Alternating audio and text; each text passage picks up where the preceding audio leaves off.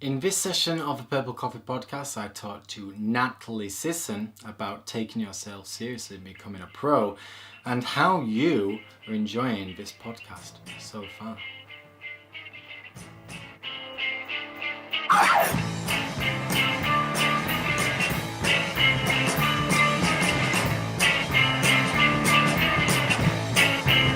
Hello and welcome to session 10 of the Purple Coffee Podcast, inspiring stories from creative entrepreneurs. I am your host, Turndog, and on today's edition I talk to the suitcase entrepreneur herself, Kiwi's very loving Natalie Sisson. I'm a huge fan of Natalie's. I think she does great things nomad in the world, and she truly does live a life of fun and energy and vibrancy, as well as, making money and changing lives and doing what we all try and set out to do in the entrepreneurial world. I can't wait to share her insight. It's an interview for The Successful Mistake, which is a book I'm writing about an entrepreneur's great mistake and how they turned it around. But before I do that, I want to pass it over to you and ask you what you do and don't like about this podcast so far. Considering this is session 10, it's somewhat an anniversary and a milestone, and I'd love to know what you do and don't like. I'm going to put some kind of form below this video on the Purple Coffee Podcast session page. If you type in bit.ly/Purple Coffee 10, you'll be able to fill that out. It's going to be super quick, and any feedback you can offer is much appreciated. And of course, if you ever want to tell me anything on Facebook or Twitter, please do. That's all there is to it. I'm going to keep it super short today and get into Natalie's interview because it is a golden one. But I'd love to hear your feedback. I said from the beginning, this podcast is a bit of an open book. I want it to evolve and progress over time, but I can only do that with the wisdom and feedback from good folk like yourself. But like I say, today's interview is with Natalie Sisson, who is the suitcase entrepreneur. She spends her life travelling from one country to another, like her title suggests. She's rarely in a single place for more than a few weeks, and she truly embraces this lifestyle. Her mistake, relatively small maybe, but with big consequences. And although it didn't stop her from growing, it did stutter this process. It all surrounds taking yourself seriously and believing you are a pro. So without further ado, I will pass you over to Natalie so I can stop talking and she can start passing on wise words. But first, you may want to know a little more about Miss Sisson and what she does. So rather than just copy and pasting her about page bio, I decided to make a bit of a story because, I'm a storyteller. So I'm going to read it off my iPhone. So forgive me for not looking at the camera, although if you're listening to this on iTunes, that won't matter. So yeah, let's do this. When it comes to nomading and the fugitive life, few do it better than Natalie Sisson, whose suitcase entrepreneur persona suits her rather well. In fact, I sense she may be a mastermind criminal, and the real reason she has no home and is forever on the move is because she's wanted by the FBI, CIA, UN, MI5, Interpol, and whatever other government agency tends to appear in Dan Brown and Tom Clancy novels. She's New Zealand's very own Jason Bourne, only prettier and with female parts. Nat's done it all over the years, and few are better qualified than her to chat about entrepreneurial nomadacy and life on the road. It's a pleasure to introduce you to the suitcase entrepreneur. I'm delighted to be joined today by Natalie Sisson, who is the suitcase entrepreneur. And she's someone who I follow closely online. She's always coming up with some amazing tips on her blog. So Natalie, thank you very much for joining us, and from Amsterdam, I believe. Yes, indeed. I love the way you said entrepreneur. It's very cool. Yes, I can't escape my Yorkshire ways, but it usually plays off in my advantage in the global world. Everyone else just thinks I've got an annoying Yorkshire accent in this country, but in the wider scheme of things, it's not too bad. So thank you for joining me, we're both very hungry, so I think we're going to try and speed through this and get away and get some food. Yes, cool. So can you please start us off with just telling us a little bit about who you are and what it is that you do. All right. Well, basically, I've worked out that I sell freedom to people because that's what I represent. I literally do live in my suitcase and I travel the world and I run my business from a laptop, a smartphone, and with an internet connection. And people say, "What do you do?" And I like to say that I help people to create freedom in business and adventure in life because I very much think in this day and age, there is no reason why you can't be running your own business, whether it's a side business, whether it's full time. And there's certainly no reason why you can't run it from just a laptop. You don't need an office, you don't need a lot of stuff, you don't need mortgages, cars, printers, etc. You can have a virtual team working for you. You can use social media, as you know, online tools and technology to run it from anywhere. All you need is a really great idea and the determination to see it through, and obviously a market that wants to pay you what you're worth. You're a fan of Chris Gillibo as well, and I always like the way he says that, you need something to sell, an audience to buy it, and a way of getting paid. Like, it's not rocket science. That was one of my favourite sections from a $100 startup, and the idea Yeah. of creating a package rather than a product and stuff. So it was fantastic, and I think that's superb because I try and do as little work at home as possible. I love to write in coffee shops and in libraries and on Hmm. trains, just because I like to be inspired by the passing world, and you do it in the most wonderful way because you don't only just do it in the same coffee shops day in day out, but you do them in different countries, different continents, and Dude. you just roam the world. It's superb, and I am very jealous. So fantastic, and I love how you say that you sell freedom. This is Yeah, fantastic. I just came up with that recently because I was talking to quite a few clients and they're like, I'm starting to get frustrated with family and friends and people who don't quite understand what I do. So we were coming up with a number of ways to say, like, I'm a full-time traveler or I'm a professional travel hacker and just some silly things. But I honestly think that what I represent to people is it's not me, it's about them. They can see a little bit of themselves in me and they feel that, you know what, I could have more flexibility and freedom in my day even as a nine to fiver. I just think a lot of the traditions that we have right now are just so completely stayed and out of fashion, and we need to get up with the trend. So, Well, I'm yeah, loving the minimalistic approach. I think it's the way to go. I yes. interviewed Jim Hopkinson fairly recently, and he's someone who's starting to do that more, traveling to places like Thailand, and I think it's such a fresh approach. And I think we will see more people do it and continue to thrive. So fantastic for doing it. Agree. And I'm intrigued. How long have you been doing this for? How long have you been a It's a good nomadist? question. So I didn't even really explain what my business is, but I can come back to that. Essentially, since 2006, I left New Zealand, where I'm from, and I have been traveling and living in places ever since. So I lived in England for 2.5 years, Canada for 2 years, Buenos Aires for around 6 months, and Argentina. And then since last year, really, I've been full on just traveling and not really having a base. I think the longest I've stayed anywhere was a couple of months, and it's always been broken up by traveling.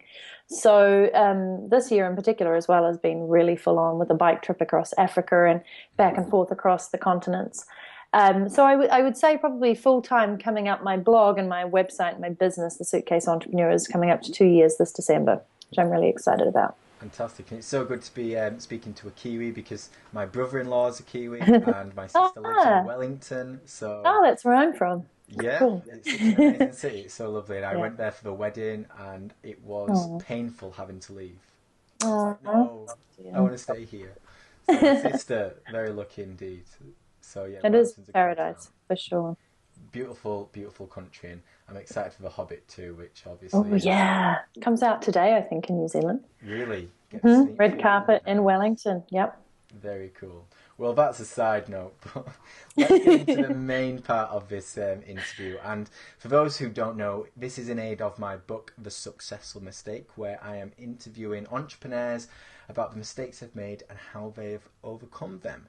So I want you to think back about one of the biggest mistakes you've made in your business world. And I can imagine yours could be very interesting because you've maybe done it in numerous different countries. And more specifically, then, how you overcame it. So to begin with, Natalie, can you just let us know what that mistake was? Yeah, I would. It may be a really obvious one, but for me, it was not fully believing in myself as an entrepreneur from the get-go. So I'm maybe, other people have said that, but I really look back on it now and I was like, what the hell was I waiting for? Because when I started the Suitcase Entrepreneur, which at the time was a different name, I literally, all I had was a blog. I had a blog and nothing, like no business idea really, but I figured I had talents and I had skills that I could sell to people, whether through consulting or coaching. But I just took way too long to like figure out exactly what it was that I offered and to then offer it. So I did all this community building, which was absolutely incredible and essential. But I just took too long to get to the point of like making money and believing in myself. So I just see that it was a big setback for me because probably it put me back about a year. If I'd gone on with a bit more of a strategic approach and had some coaching and mentoring early on and got a lot clearer on what I could do, I just think I would be even more fast forward into my business now. I mean, it's going really well now, but that critical lack of, oh my God, I don't really think I'm an entrepreneur. What am I going to do? Was probably one of the biggest oversights on my behalf when I started. And it's so interesting you say that because I think the stereotype for an entrepreneur is Mm-hmm. that they have an abundance of confidence. Like if there's one thing that entrepreneurs have, it's confidence. They believe in themselves. They believe in what they can sell and how they do it. They just think, there might be risk, but they just don't believe it's there. But I think the more entrepreneurs there are in the world now, and we're into sort of a world where I guess like the average Joe is becoming like a self-employed, self-made man slash woman. And not everyone has an abundance of confidence. I know I'm not one of these people. I certainly have Mm-hmm. a great deal of self-doubt. I know a lot of writers who do, where you take a step back and you have to push yourself forward. And I imagine a lot of people reading my book in the end will actually be one of these people where they've got an idea, it might Mm-hmm. be great, but they just have something holding them back. So is that kind of what you felt like at the time? Something was just invisibly holding you back? Yeah, and it was me. Surprise, like it was totally me because I'd been a co-founder of a technology company. That was my first experience into the full-on entrepreneurial and tech world, which is even harsher because it's very fast-paced. I mean, I love it, but everything's about, investors, failing fast, failing often, really competitive market. So I loved that because it gave me this huge grounding for what it was like. But when I finally went, okay, I'm going to go and do my own thing, I literally did just have a blog. But I think I was like, oh my God, this is all up to me. And one, it was the fear of kind of leaving that behind because my business partner and I got on really well. He just realized that I loved my blog more. Mm. But two, it was, it's a big scary thing when you start your business, and let alone not just starting it, but when you're actually in it, even 2 years later, it can still be times when you doubt yourself. And I do have a lot of confidence. Most people who meet me would probably say that, but I didn't believe in myself as an entrepreneur because, frankly, it was my first time going it on my own fully. And it wasn't that much of a setback, but in the scheme of things, there were definitely things that I could have done to make that journey and transition easier. So I got in my own way. It was a limiting belief from my point of view that people are actually going to value what I do. They're going to actually pay me, and that I can set up a viable business that will be able to scale and grow. None of those thoughts really were ingrained in me at that point. So I've done a lot of work since then. And I think people can quite often look confident on the outside, but it doesn't always tell the Yeah. full story on the inside. And you Yeah. can put a mask on, but it doesn't always tell the full story. So when did it start to change? When did you begin to feel more confident and have a bit more belief in where you were going as an entrepreneur and in your business as a whole? Was there a particular point? Good point. I think there was actually. I mean, when I got my first consulting client, that was definitely a bit of a boost. I was like, oh, okay, I can do this. Somebody sees me as somebody with a skill set that they want to pay for and quite a lot of money. But I ran a series of social media workshops about 6 months into going solo. And I absolutely filled the workshops, and they were spaced out over a month. I did four of them. And I made like $10,000 during that time. Wow. Granted, I tapped into some government funding, but like the workshops were full, they were brilliant, the feedback was excellent. And it was the first time that I really went, oh my God, like I know this stuff. Or even if I don't know it massively well, I know it much better than the people that I'm teaching, and they value that in themselves. And I'm a good teacher, and I can put it in a way that's not complex to them so they learn. And the feedback that I got from those people was just fantastic. And I kind of came out of that going, wow, this is a skill that I have. And therefore, one, not only the profit, but two, the feedback and the outcome of it was something that really turned me mentally and going, okay, I've got this. Now I've got to step it up a notch. Fantastic. And Yeah. earlier you mentioned about mentors and getting maybe some coaching and things. Is that something you did at a later date, or in hindsight, looking back, you maybe wish you had from the get go?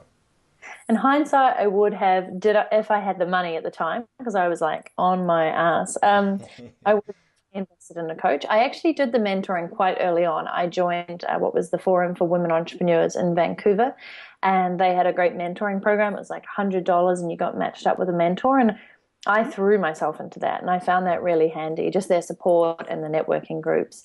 I probably could have done even more. I was also looking out for particular mentors. There were quite a lot in the tech side that I'd become friends with, so that was useful. But in terms of coaching, I would say to almost everybody, it's just so worthwhile to invest in it. And I'm not just saying that because I'm a coach now, but I see people who, even if they don't have the money and they do it from the beginning, you kind of leap forward about 6 months of where you'd be if you were trying to steal and do it by yourself, because they give you these instant answers that they've learned and they've gone through, and they can just give you this clarity on where you're going if they're a great coach. And that's so valuable. Like, it will return itself 10 times over if you find the right coach and go with them early on when you're just developing all your processes.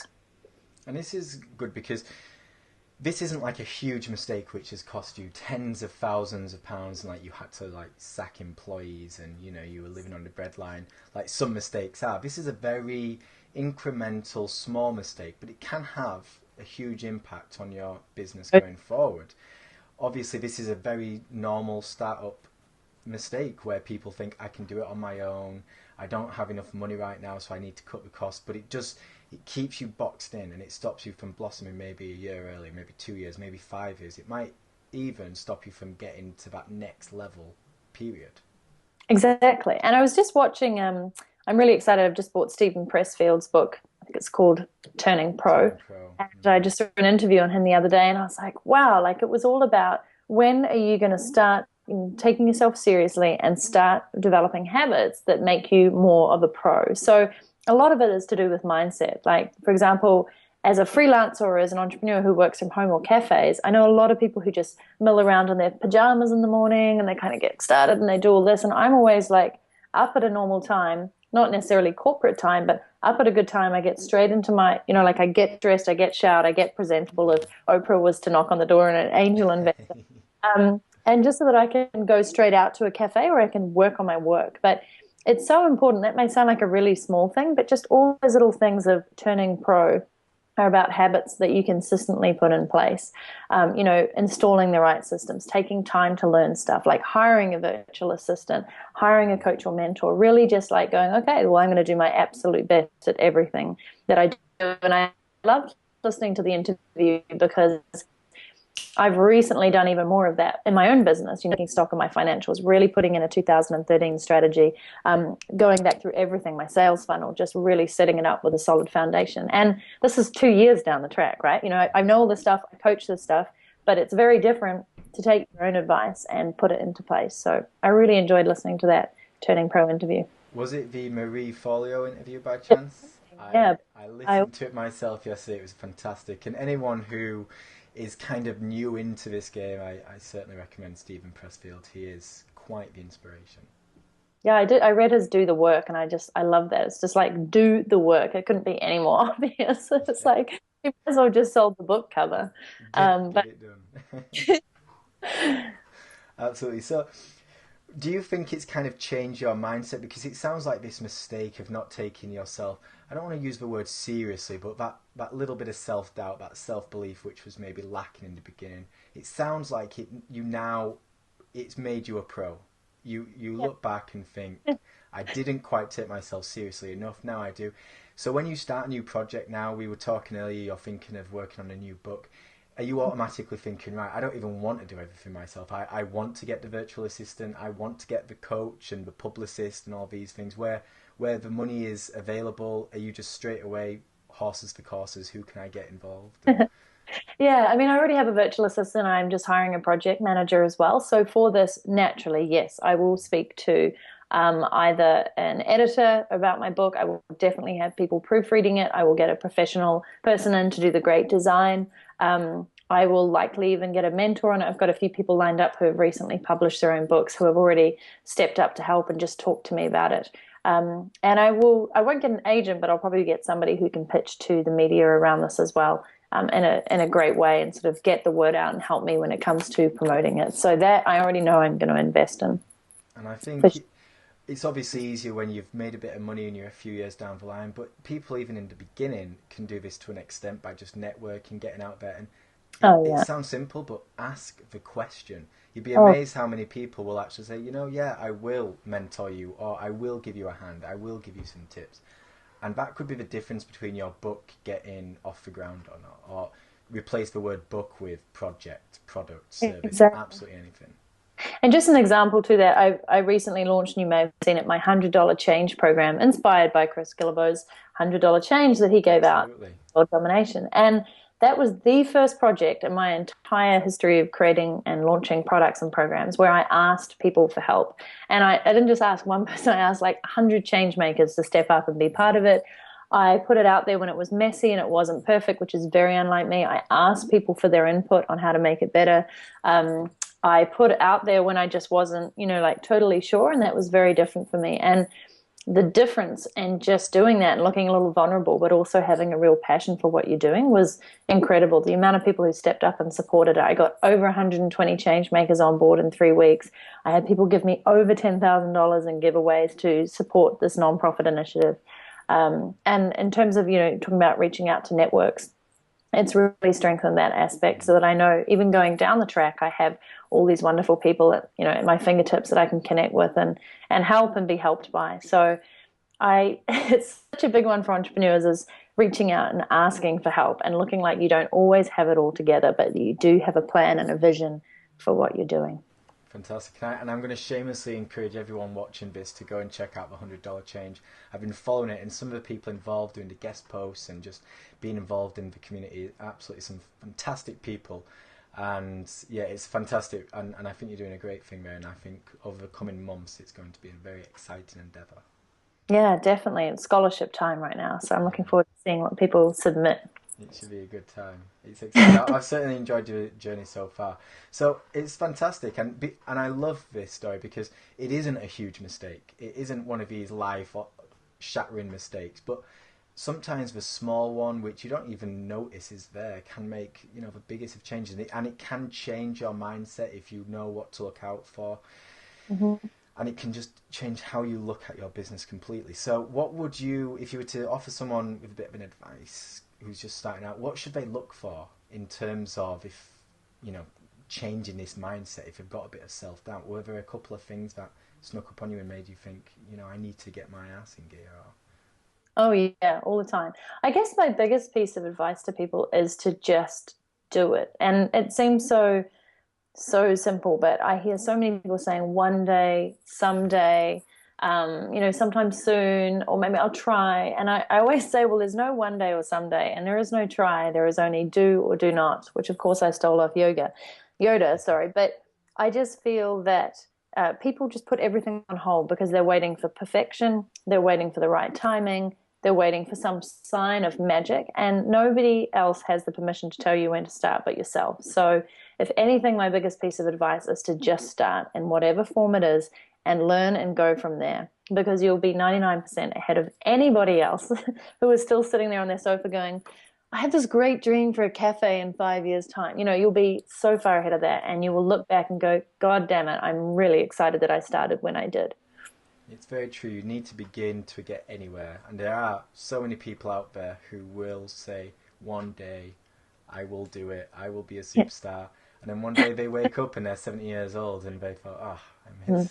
I missed my chance about 40 years ago." Yeah, the superstar stage is no longer for me. I can't Yeah, kind of focus. reached the tether. Well, thank you very much, Natalie. I think you've given us some fine advice. It's been an absolute pleasure to welcome you today, and I hope you have a fantastic time in Amsterdam and get some good food. Thank you. I will. Thank you so much for having me. Thank you very much, and thank you, viewer, for watching. And there you go, ladies and gentlemen. Thank you so much for watching / listening to the latest session of the Purple Coffee Podcast. A big thumbs up to Natalie Sisson too, both for being part of this podcast and the Success Mistake. I'm so glad to have a part of the book, and I can't wait to eventually share this book with the world. And what about that amazing set of feedback? Wow.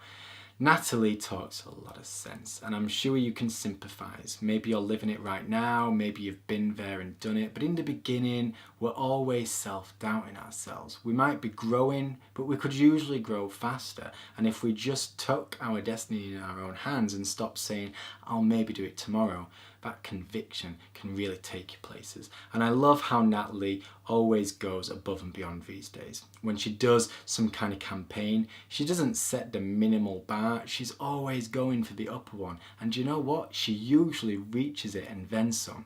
This kind of mindset is very powerful, and it's something I aspire to be like. I'm not quite there yet, and I know this of myself, but god damn it, I'm gonna get there. And it's people like Natalie Sisson who drive me towards this goal. So take a look at your own life and think, am I putting enough faith into myself? Am I putting enough conviction into my ideas and my projects? Rather than setting a minimal standard, can I set a higher one? And how can I achieve that? This is the kind of thing Natalie does. And reading books by the likes of Stephen Pressfield certainly help. And I can suggest you take a look at them. They're fantastic. And that man is an absolute legend. I tip my hat to you, good sir. So all these links to Stephen's book and to Natalie's website and Twitter will be found on this session's page. I've created a link for you. It's bit.ly/purplecoffee10. So be sure to check that out. And if you're listening to this on iTunes, please subscribe to the channel and leave a quick review. And if you're watching it on Vimeo, please press follow. And if you want to hear these before everybody else, then sign up to the mailing list. It's on the session page, and I'll send you links before everybody else. How exciting. And before I do go, as I asked in the beginning, please give me some feedback. Reach out on Facebook or Twitter, or fill in the short form below. Any feedback you can offer about this podcast, what you like, what you don't like. It is an open book. I want it to evolve over time, and I can only do so with the help of you. So I pass the baton over, kind sir or sirette, and until next time, it's been a pleasure.